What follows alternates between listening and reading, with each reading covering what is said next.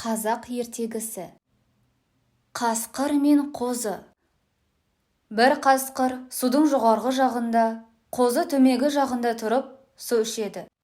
Қасқыр қозыны жегісі келіп, бір айла іздей бастайды. Қасқыр қозыға айғайлап, «Мені ішетін суды неге былғайсың?» дейді.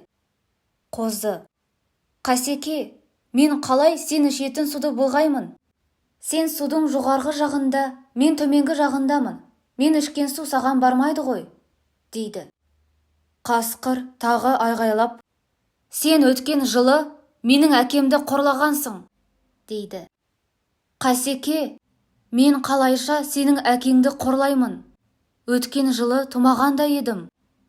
Қасқыр ашуланып, «Әдерсіз, үлкенге неге қарсы сөйлейсің?»